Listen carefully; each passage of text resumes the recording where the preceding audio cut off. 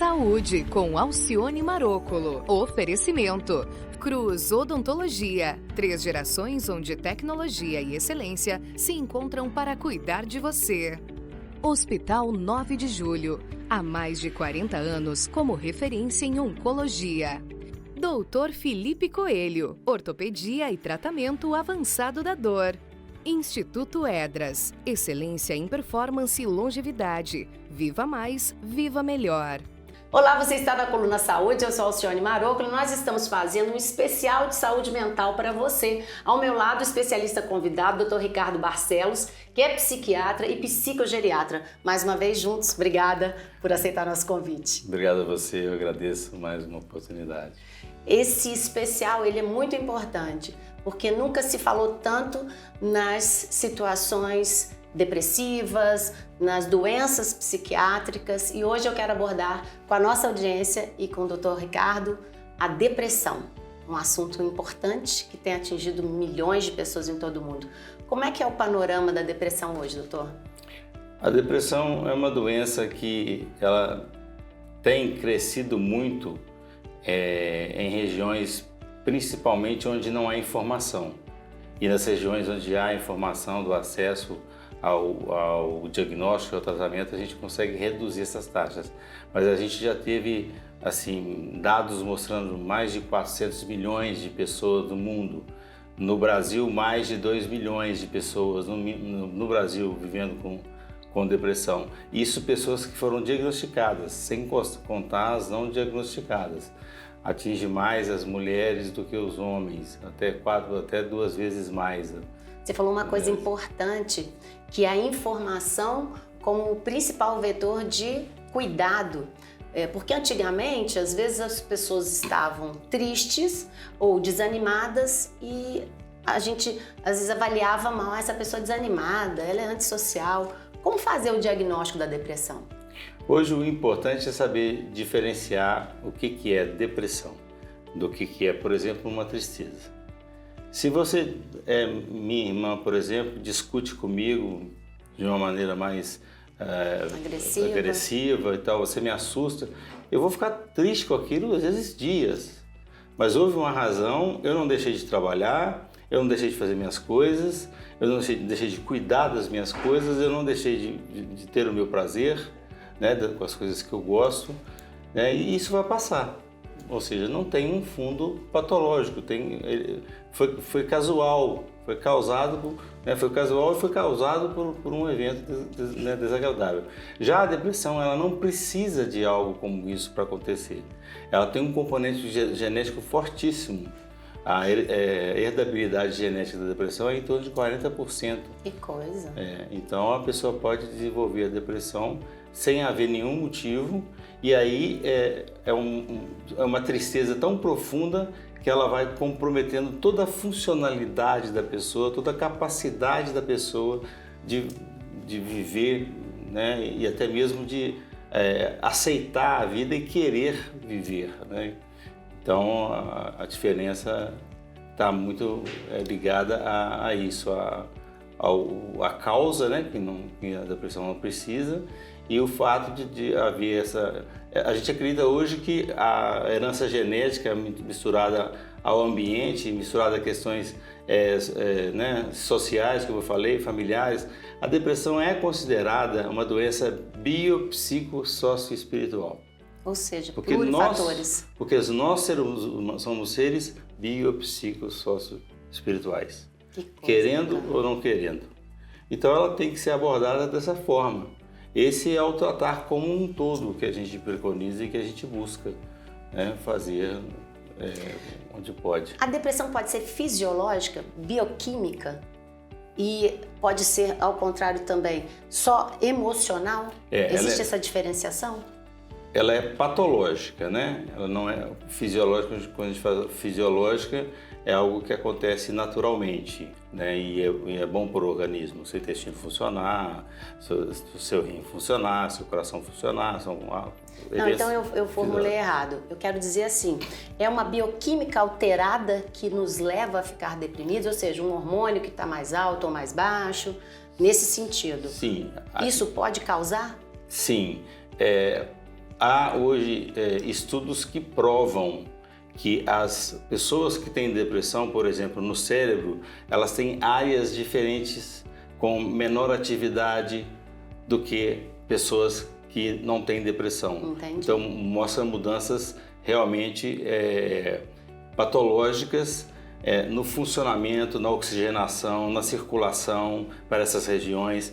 E existe um desequilíbrio de neurotransmissores.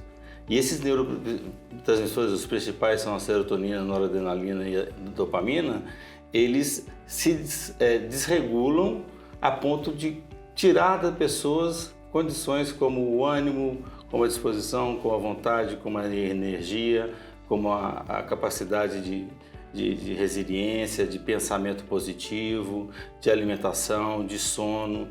Pode afetar tudo isso. Para quem está assistindo a gente agora, um quadro de acordo com aquilo que você está explicando aqui. Quais são as características principais que devem levar a pessoa a procurar o especialista? Bom, antes de mais nada, é a pessoa não ter estigma. Porque o autoestigma no mundo acontece em 29% das pessoas. 29% das pessoas no mundo têm o autoestigma. Então deve até esconder, né? Elas mesmas têm estigma da doença. Vergonha de falar que está triste. Acha que é fraqueza. Então, não acreditar, acreditar na depressão como uma doença, perceber que ela está causando prejuízos na vida da pessoa, funcionais, prejuízos biológicos e comportamentais, relacionais, e procurar ajuda o quanto antes possível, não esperar que eu vou resolver sozinho, eu vou conseguir. Você precisa de uma avaliação de um profissional, de um especialista na área, para você saber exatamente o que você deve fazer e não deixar com que ela vá se agravando cada vez mais, porque a depressão ela é crescente, né? Ela anda uma crescente. Nosso tempo aqui no jornal está se acabando, mas eu quero ir com você lá para o nosso canal do YouTube, falar do papel da fé, a importância do apoio da família e também outras características que podem nos auxiliar no tratamento da depressão. Esse é o especial de saúde mental, o Dr. Ricardo Barcelos é o nosso especialista convidado e nós vamos prosseguir com a conversa lá no nosso canal do YouTube, mas nos vemos quinta que vem. Muito obrigada. Obrigado a você. Saúde com Alcione Marocolo. Nós terminamos o jornal falando que íamos falar da importância da fé no tratamento da depressão. Dr. Ricardo Barcelos é o especialista convidado nesse especial de saúde mental que estamos realizando para você. Você falou que entre tantas abordagens, a espiritualidade também é algo importante porque nós somos seres também espirituais. Como é que é a medicina olhando sobre isso? Hoje a medicina tem um olhar mais científico, que conseguiu desmistificar aquela coisa de que o espiritual era uma coisa da pessoa, que não tinha nada a ver com o tratamento. Não, nós somos seres espirituais, querendo ou não. E o espiritual ele não significa necessariamente você ter uma religião ou ter que participar de um determinado grupo. Você pode ter a sua especialidade como um ente, um ser superior, acreditar no cosmos, acreditar numa energia maior que possa mudar a sua vida, que seja transcendental. Isso faz diferença no tratamento? Isso faz a diferença no tratamento, porque isso traz, a gente vê que traz uma maior resiliência, primeiro uma maior resignação, também, que é a aceitação, né? E uma maior resiliência, esperança, né? Que a pessoa desenvolve de conseguir vencer. Né? Eu estou passando por um caminho e existe alguém maior, superior, com poderes maior, que olham por mim. Então, hoje é vista a questão espiritual como um instrumento que a gente usa para também combater a fé, como a gente usa psicoterapia, como a gente usa medicamentos. Então, o ser é espiritual, querendo ou não, a espiritualidade existe. Isso é um avanço muito grande, a medicina reconhecendo isso, é maravilhoso. A gente tem trabalhos lá do NUPES, que é o Núcleo de Pesquisa Espiritual, que é coordenado pelo professor Alexander Moreira Almeida, que já foram levados para Harvard. Que fantástico, então, as maiores universidades do mundo, elas têm estudos na área. Então, assim, pessoas que antes você poderia considerar que não levavam em consideração nada disso. E hoje estão dando muita importância. Fantástico. As pessoas às vezes têm preconceito com o tratamento farmacológico da depressão. Ai, não quero tomar remédio. Como é que é isso? O tratamento farmacológico, primeiro que ele evoluiu muito, né? Especificamente para a depressão, a qualidade dos medicamentos, ela vem crescendo cada vez mais, que estão sendo desenvolvidos remédios mais específicos. Isso ajuda um pouco, porque as pessoas têm muita visão de que tomar remédio é ficar babando, é ficar com cara de bobo, é ficar andando torto, é ficar com sono, como se fosse cair, né? Mudanças.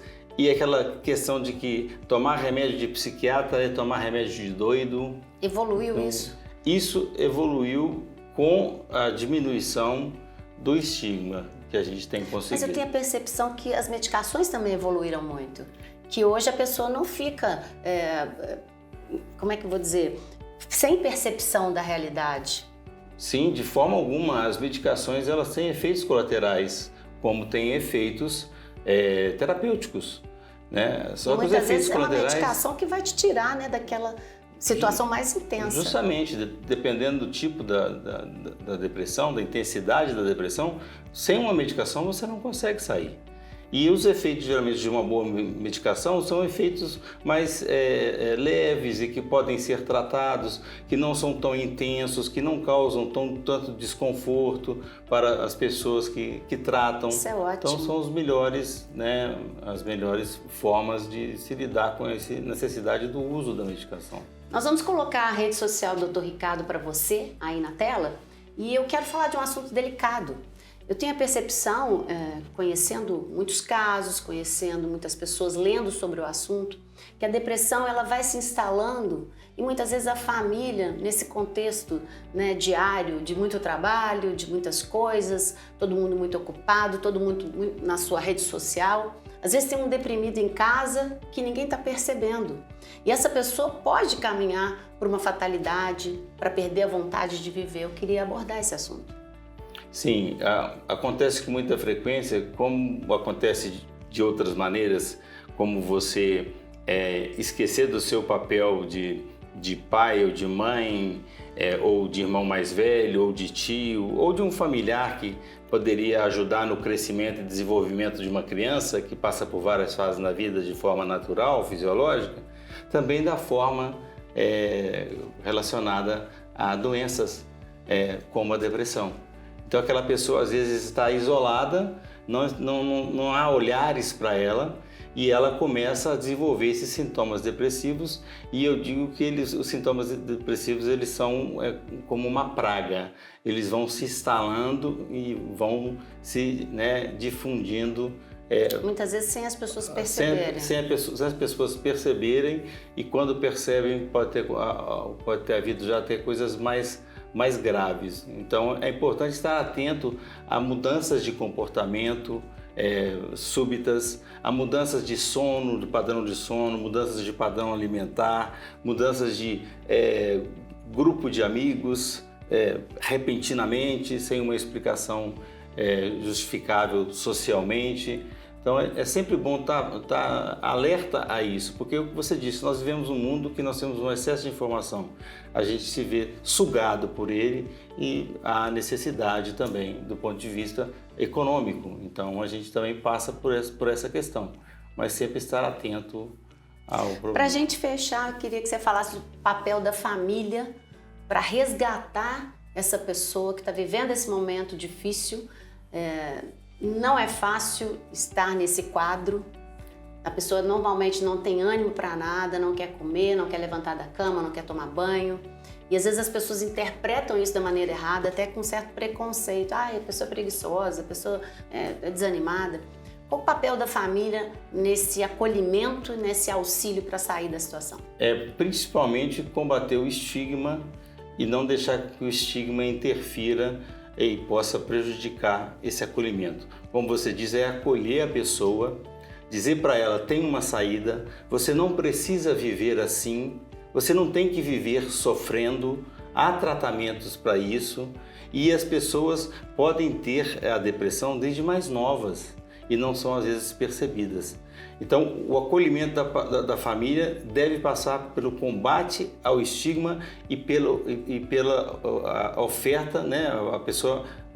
A família oferecer uma ajuda real, concreta, buscar profissionais, levar a pessoa para ser avaliada por profissionais da área mental e sempre com esse discurso: realmente você está doente. Não relacionar a depressão a questões de falta de personalidade, falta de caráter, falta de ter o que fazer, falta de trabalho, né? Fraqueza emocional. Muitas pessoas têm essa visão e a depressão já foi bem evidenciado que é uma doença biológica, né? Que tem características biológicas, né? Muito bom. Biológica. Esse é o especial de saúde mental aqui na Coluna Saúde para você, nosso especialista, Dr. Ricardo Barcelos, que gentilmente está conosco nesta caminhada para que nós possamos entender mais sobre as questões, as vicissitudes da nossa alma, né, da nossa mente, tão importante. Queria agradecer a sua participação novamente, muito bom entender sobre tudo isso. Ninguém está livre de viver uma situação como essa, ou ter alguém na família. Então é muito importante, o conhecimento liberta e auxilia muito. Ninguém está livre, isso é fato. Eu que agradeço a oportunidade. Muito obrigada. E nós nos encontramos em breve para mais um especial de saúde mental. Você já se inscreveu no nosso canal, não é isso? Se não se inscreveu, corra, se inscreva, aperte o sininho para receber notificações. Me segue lá no @Alcione Marocolo do Instagram e a gente se vê semana que vem. Obrigada, doutor. Obrigado. Você. Saúde com Alcione Marocolo. Oferecimento: Hospital 9 de Julho. Há mais de 40 anos como referência em oncologia. Cruz Odontologia, 3 gerações onde tecnologia e excelência se encontram para cuidar de você. Dr. Felipe Coelho, ortopedia e tratamento avançado da dor. Instituto Edras, excelência em performance e longevidade. Viva mais, viva melhor.